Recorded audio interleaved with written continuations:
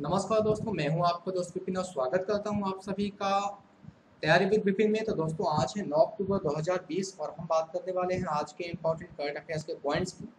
आज के सेशन को शुरू करने से पहले अगर आप में से कोई चैनल पे नया है तो सब्सक्राइब कर लीजिएगा और बेल आइकन जरूर प्रेस करिएगा ताकि हर एक वीडियो का प्रॉपर नोटिफिकेशन आपके पास तक पहुँचता रहे।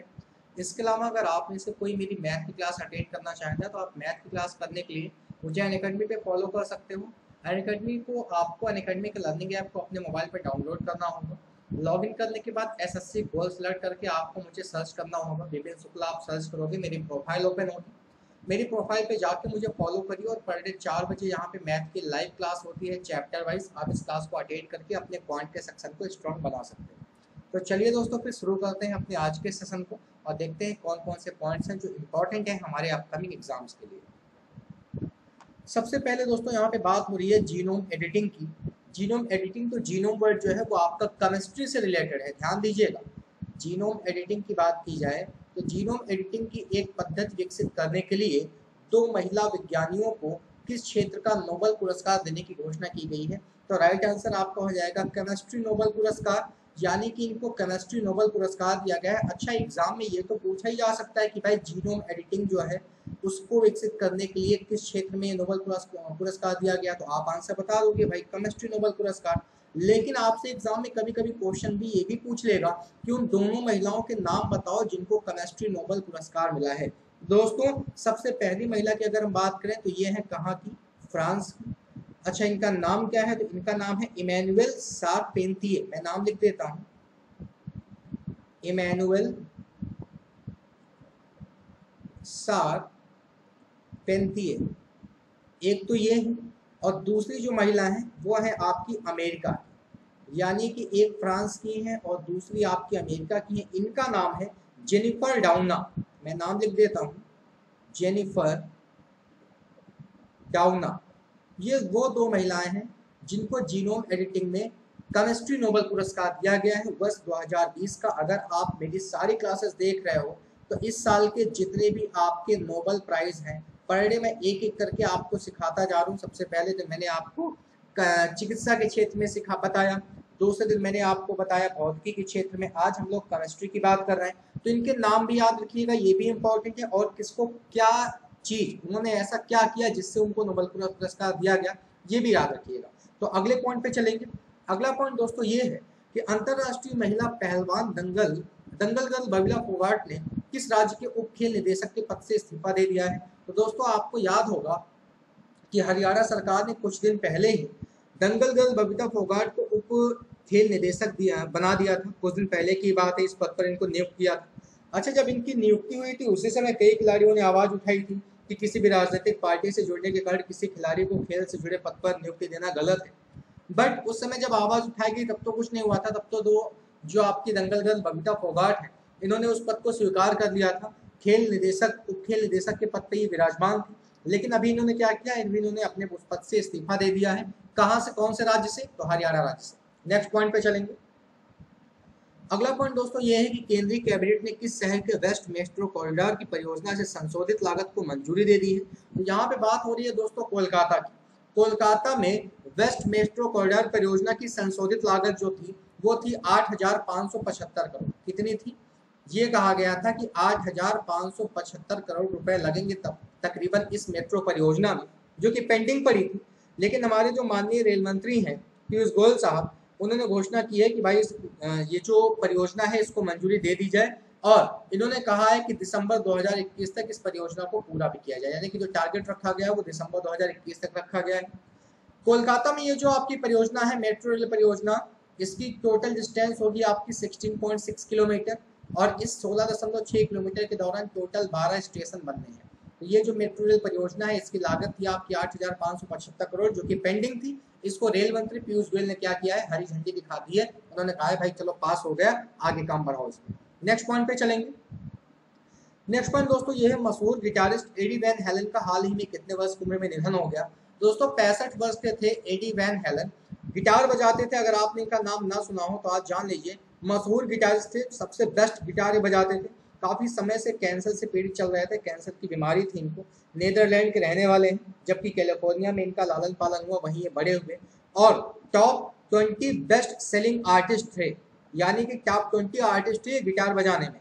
तो याद रखिएगा ये एक गिटार वादक के रूप में जाने भी जाते थे। अब इनका निधन हो गया है रिसेंटली। कितने वर्ष की उम्र में? 65 वर्ष की उम्र में। नेक्स्ट पॉइंट पे चलेंगे। 42वीं जीएसटी काउंसिलिंग बैठक में सरकार ने सभी राज्यों को लगभग कितने करोड़ रुपए का उपकर मुआवजा आवंटित किया है? तो दोस्तों सेंट्रल गवर्नमेंट यानी कि मोदी सरकार ने हर राज्य के लिए 20,000 करोड़, ऑप्शन नंबर बी यहाँ से राइट आंसर हो जाएगा, 20,000 करोड़ रुपए का उपकर मुआवजा आवंटित किया है। यानी कि जो टैक्स आपके स्टेट पे करते थे उसमें भैया इनको मुआवजा मिल गया है, इनको थोड़ी सी इनसे बचत हो गई है। अच्छा, इसमें क्या है, जितने भी राज्य हैं हर राज्य को 2017 से 18 के लिए जो भी जीएसटी वो पे करते थे सेंट्रल को, उसमें 25,000 रुपए करोड़ का भुगतान जो है वो केंद्र अगले सप्ताह तक करेगा। तो अभी के लिए क्वेश्चन केवल यही है कि जो अभी रिसेंटली 42वीं जीएसटी काउंसिलिंग बैठक हुई थी, इसमें सेंट्रल का कहना है कि भैया 20,000 करोड़ रुपए का उपकर मुआवजा हम हर एक राज्य को प्रोवाइड कराएंगे कोविड-19 की वजह से। आगे चलेंगे। निम्नलिखित में से किसने coffee table book Bapu the unforgettable launch की है? तो दोस्तों यहाँ पे बात हो रही है मनीष सिसोदिया की। मनीष सिसोदिया को अगर आप ना जानते हो तो आपके भारत की जो कैपिटल है दिल्ली के ये उप मुख्यमंत्री हैं, यानी कि चीफ मिनिस्टर से नीचे पद पर विराजमान है, उप मुख्यमंत्री हैं। और इन्होंने 2 अक्टूबर को गांधी जयंती के अवसर पे ये बुक लॉन्च की थी जिसका नाम है बापू द अनफॉरगेटेबल। इसको याद रखिएगा, बुक का नाम तो इम्पोर्टेंट है ही, साथ में किसने लॉन्च किया है? तो मनीष सिसोदिया जो कि शिक्षा मंत्री भी है। नेक्स्ट पॉइंट पे चलेंगे। नेक्स्ट पॉइंट दोस्तों ये है कि अपने सभी खेल प्रशिक्षकों से किसने एक वर्ष में 2 बार फिटनेस टेस्ट कराने के लिए कहा है? दोस्तों यहाँ पे बात हो रही है इंडियन स्पोर्ट्स अथॉरिटी की, भारतीय खेल प्राधिकरण ने कहा है कि अब जितने भी आपके खेल प्रशिक्षक हैं सबको साल में 2 बार फिटनेस टेस्ट करवाना पड़ेगा। ये सबके लिए मैंडेटरी है, इसमें ऐसा नहीं है कि किसी के लिए कोई और नियम, किसी के लिए कोई और नियम। जितने भी खेल प्रशिक्षक हैं सब एक साल में 2 बार अपनी फिटनेस का टेस्ट कराएंगे। अगर फिटनेस टेस्ट में पास होते हैं तो वो आगे कंटिन्यू करेंगे, नहीं पास होते हैं तो फिर वो आप संन्यास ले लें हमेशा के लिए। नेक्स्ट पॉइंट पे चलेंगे। 8वां नंबर क्वेश्चन दोस्तों ये है कि कैबिनेट ने जूलॉजिकल सर्वे ऑफ इंडिया और किस देश के इंटरनेशनल बारकोड ऑफ लाइफ के बीच हुए समझौते को मंजूरी दे दी है? यहाँ पे बात हो रही है कनाडा की। दोस्तों अगर कनाडा की बात करें तो कैबिनेट ने जूलॉजिकल सर्वे ऑफ इंडिया और कनाडा के एक not for profit corporation international barcode of life के बीच हुए समझौते को मंजूरी दे दी है।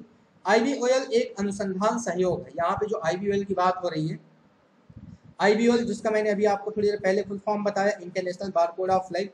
तो ये जो समझौता हुआ था ये हुआ है आपके कैबिनेट, इंडिया के कैबिनेट और कहाँ के, कनाडा, दोनों के बीच समझौता हुआ है। एक दूसरे के सहयोग के प्रति ये समझौता किया गया है कि भैया हम बुरे समय में आपका सहयोग करेंगे, आप हमारा सहयोग करो। अगले पॉइंट पे चलेंगे। केंद्रीय मंत्रिमंडल ने भारत और किस देश के बीच साइबर सुरक्षा के क्षेत्र में हुए सहयोग समझौते को मंजूरी दे दी है? तो दोस्तों यहाँ पे बात हो रही है किस देश की? यहाँ पे बात हो रही है आपकी जापान की। केंद्रीय मंत्रिमंडल ने जापान और भारत के बीच साइबर सुरक्षा के क्षेत्र में एक समझौता हुआ है जिसको मंजूरी दे दी है। इस समझौते से एमओसी जो है आपसी हित के क्षेत्रों में सहयोग बढ़ाएगा, जिससे साइबर स्पेस के क्षेत्र में उनकी क्षमता, उनकी पावर और कई सारी और चीजें हैं जिनको बढ़ावा मिलेगा। तो कुल मिला के साइबर सुरक्षा कैसे स्ट्रॉन्ग की जाए इसके लिए एक समझौता हुआ है भारत और जापान के बीच, और केंद्रीय मंत्रिमंडल ने समझौते को हरी झंडी दिखा दी है, मंजूरी दे दी है। 10वें नंबर पॉइंट की दोस्तों अगर बात की जाए तो यहाँ पे कहा जा रहा है निम्न में से किस देश ने हाल ही में supersonic missile assisted release of torpedo का सफलतापूर्वक परीक्षण किया है? अगर आपने मेरा पिछला सेशन अटेंड किया होगा तो मैंने आपको पहले भी एक चीज बताई थी कि उड़ीसा के बालासोर से, कहाँ से, उड़ीसा के बालासोर से इस supersonic missile assisted release of torpedo का सफलतापूर्वक परीक्षण किया गया था, पनडुब्बी से किया गया था। ये सतह से सतह पे मार करने वाली आपकी मिसाइल भी है, और याद रखिएगा इसका सफल परीक्षण जो किया है वो भारत ने किया है। ठीक है, तो आज के लिए इतना ही काफी रखेंगे, फिर मुलाकात होगी आपसे नेक्स्ट सेशन में। अगर नए हैं तो फॉलो जरूर करिए। अगर अनअकैडमी प्लस पे आप आना चाहते हो तो अनअकैडमी प्लस पे आने के लिए आपको मेरा कोर्स परचेज करना होगा। उसके लिए आपको, अगर आप डिस्काउंट चाहते हो तो आप रेफरल कोड यूज कर सकते हो कैपिटल में विपिन यूनिट। और अगर आप फ्री लाइव क्लास चाहते हो तो फ्री लाइव क्लास के लिए आपको कुछ नहीं करना, बस अनअकैडमी की लर्निंग ऐप को डाउनलोड करो।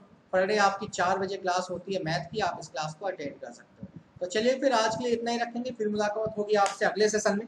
तब तक के लिए टेक केयर।